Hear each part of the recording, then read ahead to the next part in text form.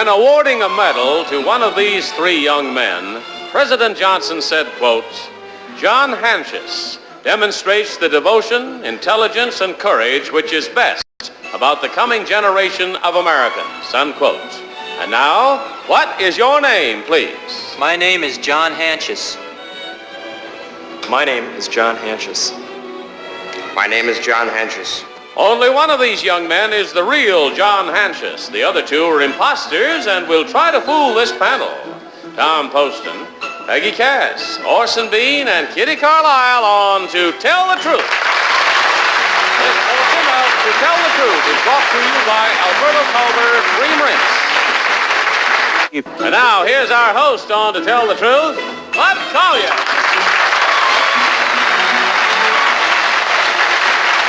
Thank you very much. Welcome once again to Tell the Truth. Good afternoon, panel. Good afternoon, Bud. Ah, boy, stay on the key. In front of you are today's envelopes, the contents of which you've never seen. Open up now, if you will, the one marked number 1. I, Jon Hanshus, got tired of hearing people say that there were no jobs available for young people who wanted to work. So, while I was still in high school, I formed the non-profit Youth Employment Service, known as YES, or YES. With several associates, I made speeches, talked to employers, and recruited workers. Within 1 year, we found employment for 700 young people in previously non-existent jobs. I was, of course, very proud when I was called to Washington and awarded the Young American Medal for my efforts by President Lyndon B. Johnson. Signed, Jon Hanshus.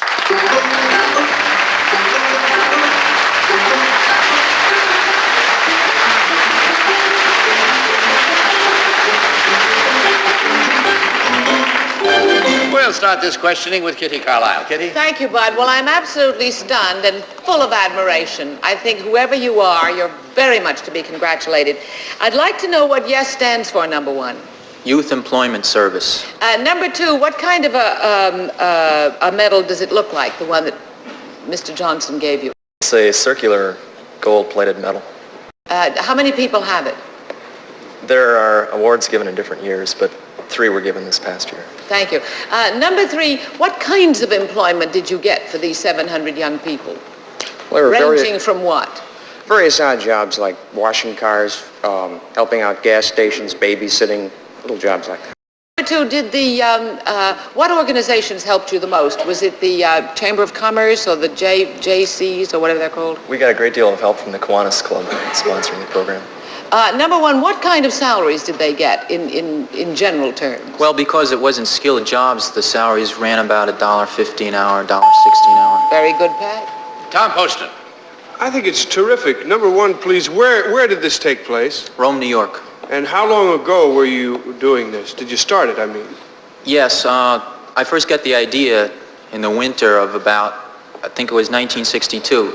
But I really started working seriously during 1963 and 64. Just tremendous. Number 2, please, where was yours, yes? Eau Claire, Wisconsin.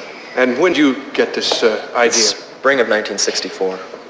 Just tremendous. Number 3, where did your job opportunity program start? Wilmington, California, And when did you do that, sir? December in 1961.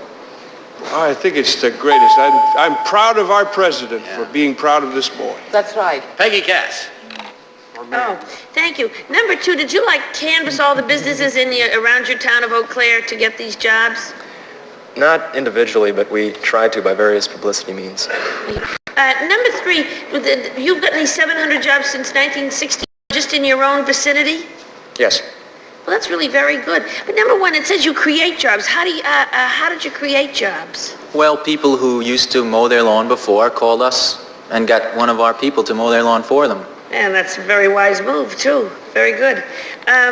I don't know why, really, I'm very bad at this. Number 3, it says it's non-profit making, but don't you get, if they mow the lawn for $1.60 now, stop staring at me. If they mow the lawn for $1.60 an hour, do you get let's say 20 cents of that to keep your business going? I mean, how do you make out? No, we don't get any commission or anything like that, like an agent, but it's just, the reason why we did this was every summer kids, I understand that. But number 2, it must take some money to run the organization. I mean, you don't starve all summer. Don't you have a job and get something? We got financial assistance from the Kiwanis Club, but there was no kickback. I wasn't saying, I was certainly not in... Take back a perfectly legitimate commission is what I was discussing, my dear. Orson Bean, if you can get in there, go ahead. Orson, try to work your way in. Is there anything left to ask? No. A couple of things on here. Tell me about this business with the Kiwanis Club. No, but number 3, you don't do any of these old Chicago things like going around breaking guys' windows and tell him he needs new glass the next day, right? No. Number 1, do you shame people when you say, look at all them leaves in front of your house? Wouldn't you like someone to come and sleep? No, but if on a Saturday afternoon, if somebody wants to rest and look at the football game, he's very happy to have somebody rake his leaves. I suppose so. Number 1, tell me, how old, what's the average age of these young people? Mostly high school people, 16, 17, 18. Number 2, what's the... That's it. She questions along. Time for you now to mark. So rake your leaves and mark your ballots. Mark them at once, without change, without any consultation, if you will. Select number 1, number 2, or number 3. Team of challengers will, of course, be awarded $100 for each incorrect vote. Are your ballots all marked? Very well. Tom, for whom did you vote?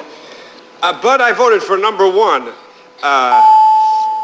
When Orson asked him about the raking leaves, he went into a little kind of a patter, which I thought was indicative of his interest and his knowledge about the thing. I wish he would continue. Doesn't always have to be youngsters in high school who need work. Oh, it could help anywhere. Peggy. I think that number 2, when he grows up, well, he's practically grown up now, should run for political office and say, kickbacks, but I voted for 1. Orson. I voted for number 2. He looks like he's going to be governor someday of wherever he... No, he's not an actor. He's not an actor, Orson. He's not an actor? Oh, he can't make it then, no. He got there.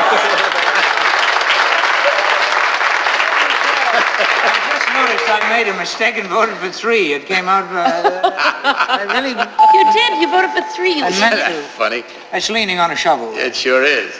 Kitty. Should have been... I voted for number 2 because it seems to me that he has that kind of energy and ingenuity that would make a thing like this go. And he might very well be governor of the state of Wisconsin. And if you want to run for governor, I'll vote for you, Bud. No, thank you. Very well, the votes are all in, and let's go for the truth. Will the real Jon Hanshus please stand up?